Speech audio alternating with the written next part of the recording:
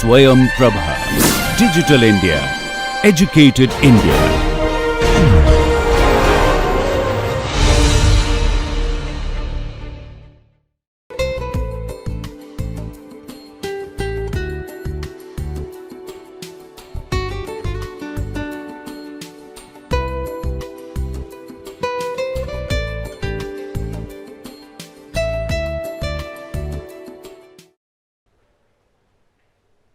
Welcome back to the course titled Strategic Communication for Sustainable Development. My name is Aradhana Malik and I am helping you with this course.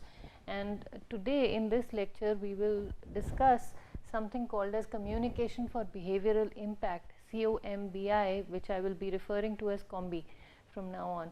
And this is a strategy, a technique developed, it was developed to implement communication strategies to deal with public health crises in developing countries, and it has been used extensively by the World Health Organization, and the material that I will be referring to in this lecture has been taken from a document by the WHO, and this is in the public domain. I will give you the details of this document in the references section along with the slides, so you can go through the document. It's a brilliantly designed document. It's a very nice document that discusses how specific strategies can be developed to deal with public health crises like outbreaks of communicable diseases, epidemics, pandemics, endemics in different regions, and how do you deal with these diseases, how do you let the community know, how do you help the community. All of that is part of this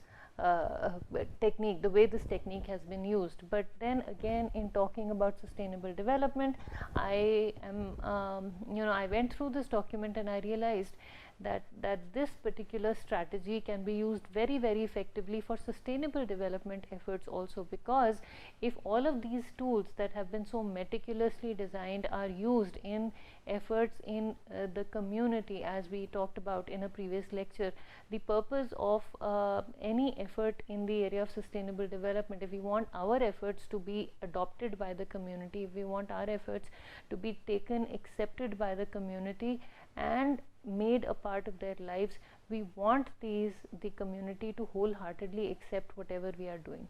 So the best way to go about it is to give them detailed information, to get their inputs. The feedback loop has to be extremely strong, and people need to be able to they need to accept whatever the community is, whatever the experts or whatever the outsiders are telling them. The community has to accept that some things need to be changed in the community, and for that to happen they need more detail, they need as much information as possible, and they need the freedom to choose from that information, to choose the information that suits them best. And that is what this tool tries to do. This tool is very, very community centric, it's very, very participation oriented. So this is, it's not a tool, it's actually a strategy. And the goal and philosophy of COMBI is to achieve behavioral results, it's to achieve changes in behavior. The strategic planning in behavioral and social communication begin with the fundamentals, and I've taken this statement directly from the document because I feel that it's very, very important to read this statement before we start discussing the application of COMBI to sustainable development efforts.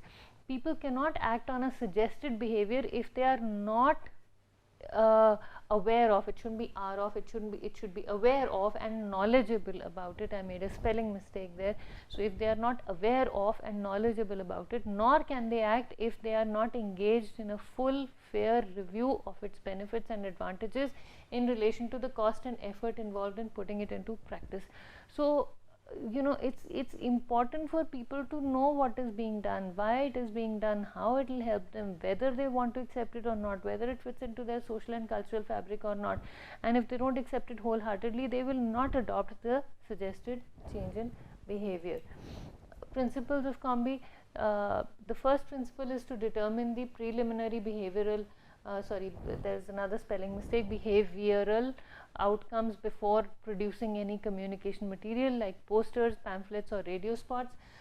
To conduct a rapid situational market analysis to refine the desired behavioral outcomes and to determine how best to engage people with regard to the recommended behaviors, to review, refine and change behavioral outcomes to reflect the results of the situational market analysis, and then repeat the above till you get it right. So find out what do we want out of a situation, preliminary behavioral outcomes. What is it that we are trying to achieve by sending out this promotional material?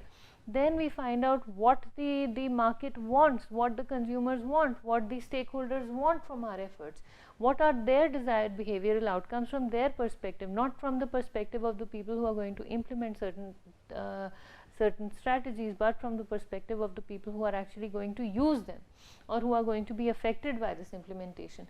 Then based on the feedback we receive from the environment, we review, refine and change behavioral outcomes, and then we repeat the above till we get it right. Situational market analysis deals with consumers' needs, wants and desires, provide an immediate consumer focus. Why do we conduct a situational market analysis? So we find out where the stakeholders need our efforts most.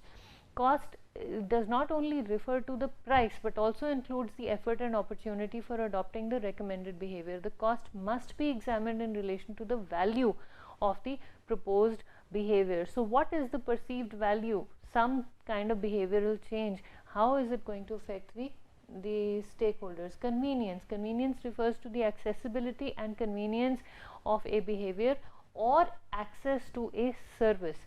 So communication involves applying a mix of interventions far beyond promotion of a product or a brand. It is a solution that appeals to an existing want, need or desire, which offers more value than cost and is conveniently available. The critical dimensions of community mobilization, especially during crises. How do we mobilize communities? How do we get them to adopt changes in behaviors?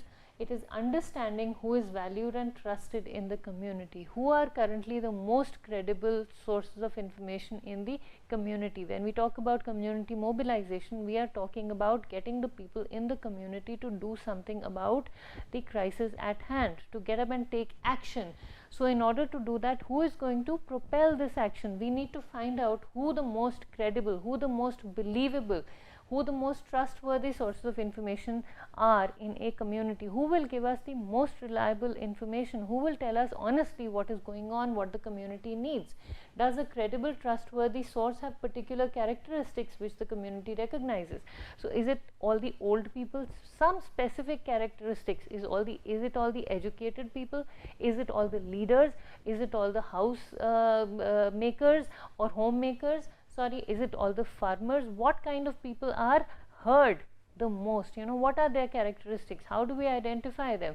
So if somebody says, okay, all the people, all the grandparents in the community, for example, or all the people above the age of 60, they've been in the village the longest and they understand the village the most. So these people are the most credible sources. Fair enough, we get them. All the ladies, all the women in the village, great, we go and talk to all the women in the village, etc. To what extent would training or appearance enhance perceptions of credibility and expertise within the community? So we need to identify the credible sources of information within the community, and we also need to find out what we should do in order for them to accept us. What should we do? How will they identify us as people who are there to help them?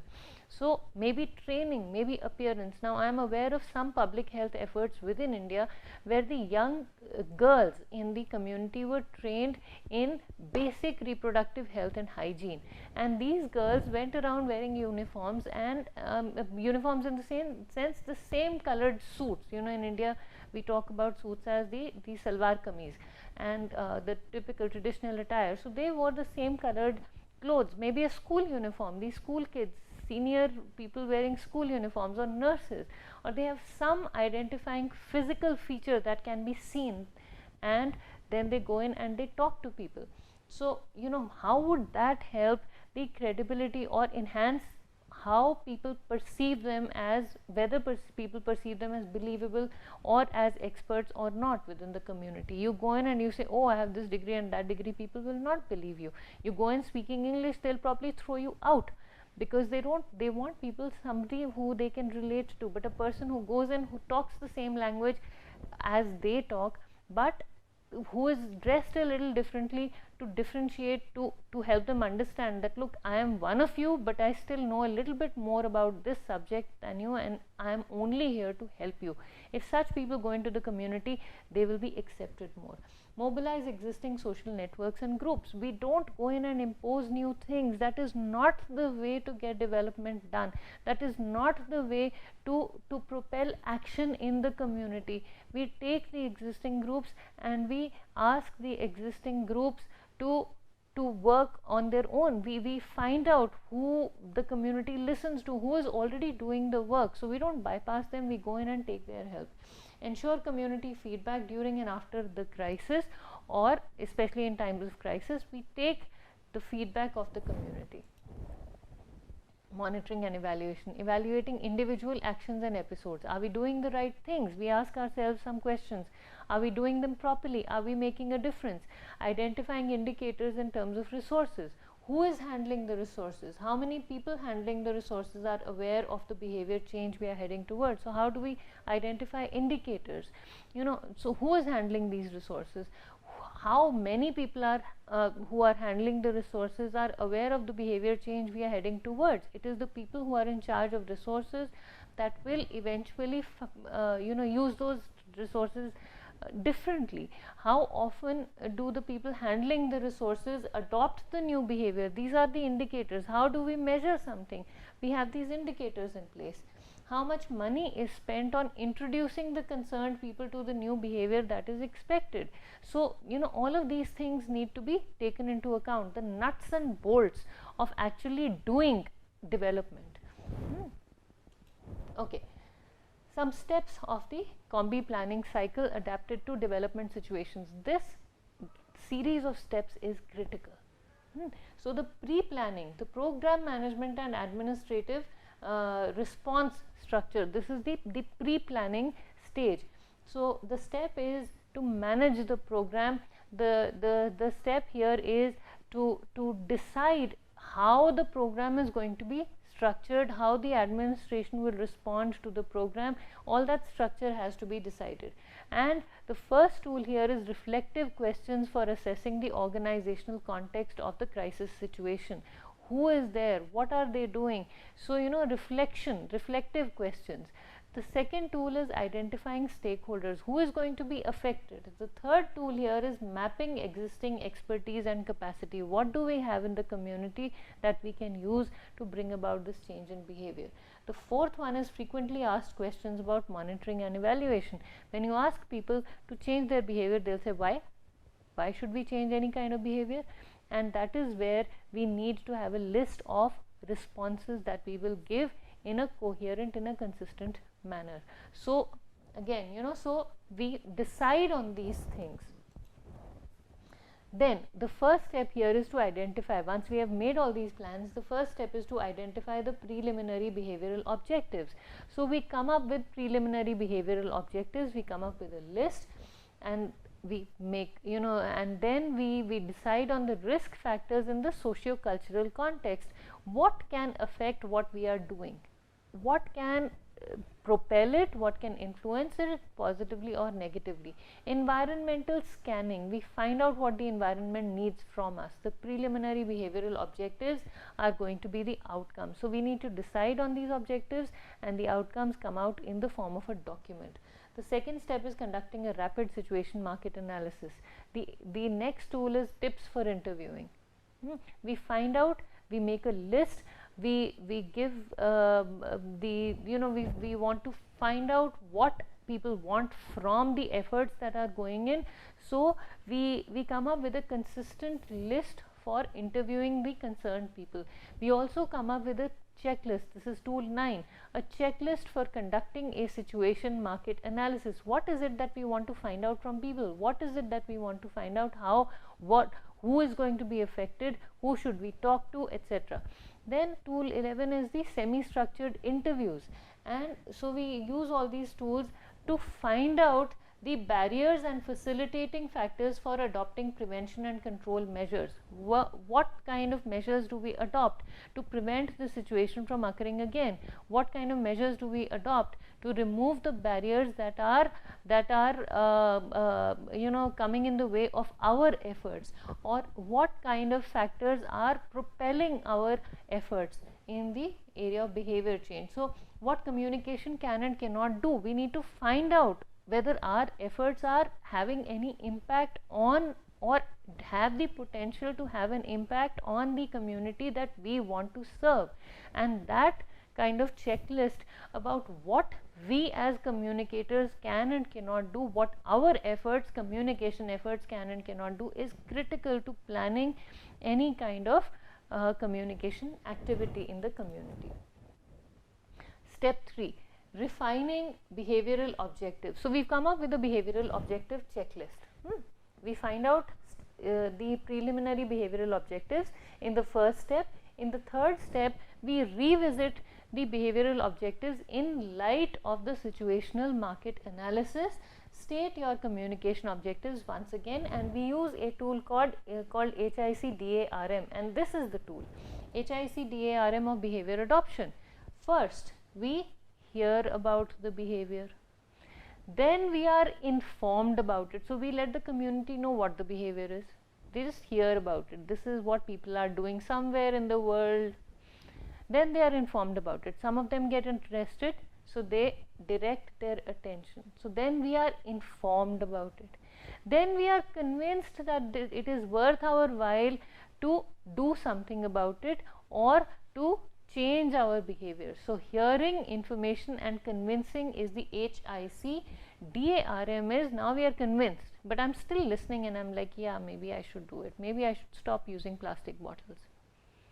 So here I first hear, yeah, there's something called as, biodegradable material. I hear that plastic bottles are going to damage my environment. And then how somebody says, no, they are piling up, I see pictures, so I'm informed about it. You know what, it may affect me also. And then I'm convinced, and then I listen some more, and then I'm convinced that it is worth my while to think about an alternative to using plastic bottles or polythene bags.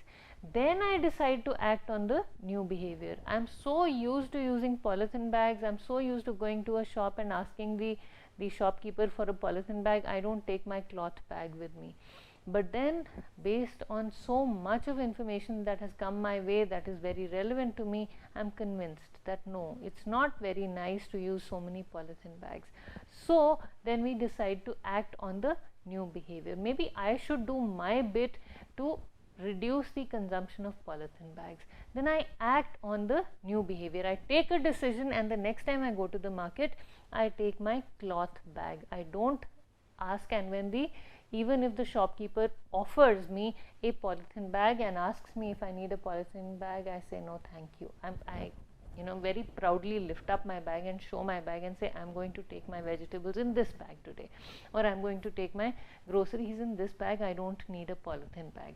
So I act on the new behavior. Then we reinforce the action by feeling satisfied about carrying out the behavior. So I lift up the bag, and there is somebody next to me who is also carrying a cloth bag, who used to get a lot of polythene bags, and so I see other people and I feel happy, and then I come back, or I don't see other people, I come back and I read up some more. I go back to my convincing.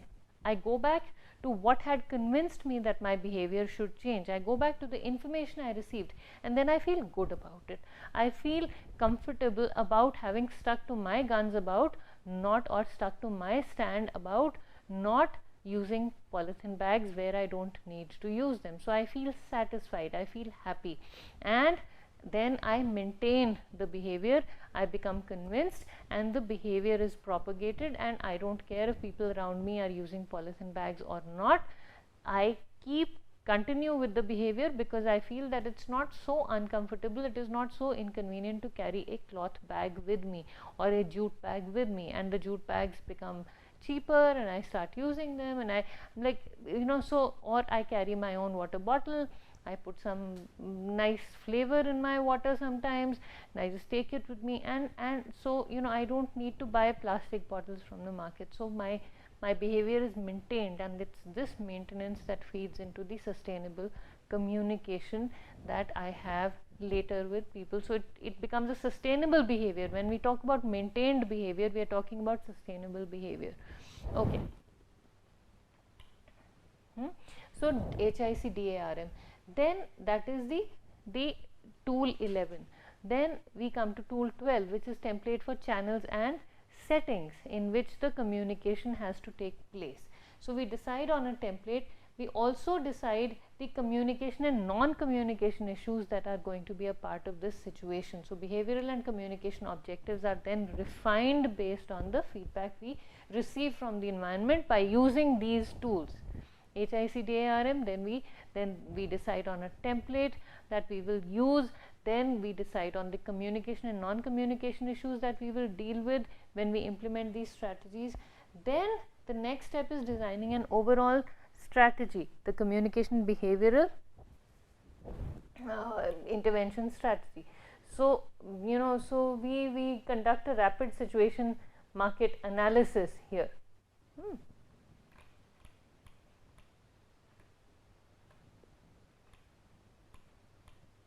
Okay, sorry. So we conduct an overall strategy, we restate the behavioral objectives and we restate the communication objectives for behavioral impact, and then we come up with a strategy. So we've refined our objectives, we've taken the feedback from the community, and we come upon a strategy. And then this strategy, the communication strategy, is in the form of a 5-pointed star of integrated communication action for development efforts. Now, according to the WHO's document, the document proposed by WHO, the first point or the first vortex of the star deals with public advocacy and mobilizing decision makers and administrative structures. So that is so that is one aspect of it. The second aspect of it is community mobilization. The third aspect of it is personal selling, mobilizing local networks and advocates to so personal selling, so we convince local networks and advocates. Then the fourth vortex is promotional material and advertising. The fifth vortex is point of service promotion. So we let the community know, we tell people, we convince everybody concerned, and we take these efforts and how, which of these vortices gets a higher priority and which gets a lower priority, and how the mix is decided by the situation that we are dealing with. Okay. Tips for selecting the right combination of tools. Which of these tools we'll use will depend on the situation. So we need to choose the most appropriate medium for sending our communication messages. We need to be creative in using existing channels of communication. For example, if drummers are available in a particular community, maybe we could talk to them. If we have people who are if there are community events going on, we can use those for sending our message. Strive for engaged communication. Community participation is key. We cannot send out messages and hope that people will open their ears and eyes and listen to what we are telling them.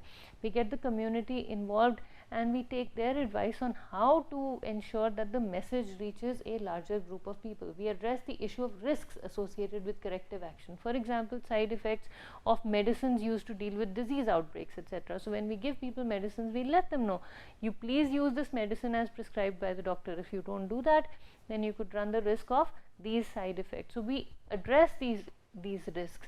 We think in terms of advertising on flights.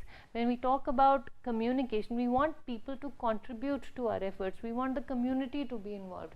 So if we advertise on flights or on any public transportation, many times this helps garner funding and other kinds of support from people who may want to help communities but do not know how to. So we use these tools. It is a very, very helpful tool as far as public advocacy, as indicated in this star, is concerned. So it helps with that also, and mobilizing decision makers and administrative structures. steps of the COMBI planning cycle adapted to development situations. So the COMBI planning step 5, the 5th step is prepare implementation and monitoring plans and budget. We've decided on what we want to do, how we want to do it, who will be involved, all of that has been decided. Then we prepare the monitoring plans and budget. The detailed implementation plan is prepared, the monitoring table is prepared, the monitoring implementation plan is prepared, and the outcome is detailed implementation plans for the strategy and for monitoring and evaluation are given. So this is the outcome. The 6th step here is implement and monitor the strategy, identify trends and adapt if necessary, and we apply tools 15 to 17. We get feedback and adjustments to the strategy. Okay, and the last step here is evaluate once the crisis is over. So once the situation that requires this intervention is over, we evaluate this. The 4th tool here is frequently asked questions about monitoring and evaluation. We go back to this tool, we prepare a list, semi-structured interviews, we prepare a monitoring table, we prepare a monitoring implementation plan. The outcome here is the impact, lessons learned and good practice. So the impact that our efforts have are the outcome here, and we come up with we find out what works and what doesn't work in a community, and that is where we are going to stop now. So this is how this tool can be used in development situations, and thank you very much for listening. We'll take up the discussion from here the next time we talk. Thank you.